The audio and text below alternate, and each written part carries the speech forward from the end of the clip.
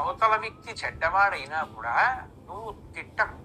ఎందుకు తిట్టద్దని చెప్తున్నారంటే, లోకంలో కేవలము దుర్జనుడు, కేవలము సజ్జనుడు అని ఉండే అవకాశం ఉండదు. ఎంతో కొంత చెడు ఉంటుంది, ఎంతో కొంత మంచి ఉంటుంది. అంతా మంచే ఉంటుందని చెప్పడం కష్టం, అంతా చెడే ఉంటుందని చెప్పడం కష్టం. మనం చూడటంలో ఉంటుంది.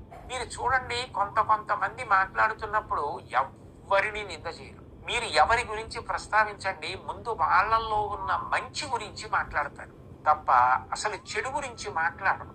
అసలు చెడు గురించి మాట్లాడటం అన్నది అలవాటు చేసుకున్నాం అనుకోండి, ఎవరి పేరెత్తినా వాళ్ళల్లో ఉన్న చెడు ముందు జ్ఞాపకానికి తెచ్చుకోవడం, ఆ చెడుని చూడడం, చెడు గురించి మాట్లాడడం, అవతల వాళ్ళని చెడ్డవాడటం అలవాటైపోతుంది. ఇట్లా అలవాటైపోతే కొన్నాళ్ళకి ఏమవుతుందంటే, మనం ఒక్కళ్ళమే మంచి వాళ్ళమన్న భావన పెంచుకోవడం, ఇంకా మిగిలిన వాళ్ళందరూ చెడ్డవాళ్ళన్న భావన పెంచుకోవడం అలవాటైపోతుంది. దాని వలన ఇతరులను నిందిస్తూ ఉండడం, మనని మనం పొగుడుకుంటూ ఉండడం అదొక దురలవాటుగా మారుతుంది. అందుకని ఒకవేళ నిజంగా అవతల వ్యక్తి చెడ్డవాడైనప్పటికీ కూడా నువ్వు నింద చేయవద్దు. నువ్వు నిజంగా అవతల వారు చెడ్డవారైతే తిట్టడం వల్ల ప్రయోజనం ఏమీ లేదు. అంతకన్నా నువ్వు ఒక పని చెయ్యి, వాళ్ళకి మంచి మాటలు చెప్పి మార్చడానికి ప్రయత్నం చెయ్యి. వాళ్ళు మనం చెప్పినా వినరేమో అని నీకు అనుమానం ఉంటే వాళ్ళు మారాలి అని మనసులో ప్రార్థన చేసుకో. దానికి కష్టమేం లేదుగా. వాళ్ళ దగ్గర ఉండడం సాధ్యం కాదు, అంత చెడుందని అనిపించింది అనుకో, దూరంగా వెళ్ళి ఇటువంటి వ్యక్తులకు దూరంగా.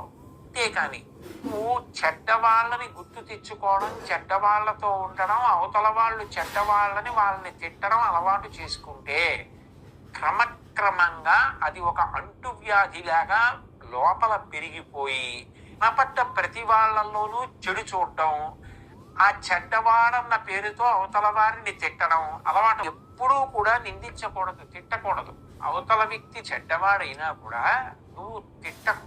ఎందుకు తిట్టద్దని చెప్తున్నారంటే, లోకంలో కేవలము దుర్జనుడు, కేవలము సజ్జనుడు అని ఉండే అవకాశం ఉండదు. ఎంతో కొంత చెడు ఉంటుంది, ఎంతో కొంత మంచి ఉంటుంది.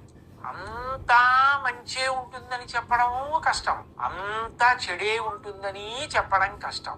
మనం చూడటంలో ఉంటుంది. మీరు చూడండి, కొంతమంది మాట్లాడుతున్నప్పుడు ఎవరిని నింద చేయరు. మీరు ఎవరి గురించి ప్రస్తావించండి, ముందు వాళ్ళల్లో ఉన్న మంచి గురించి మాట్లాడతారు తప్ప అసలు చెడు గురించి మాట్లాడరు.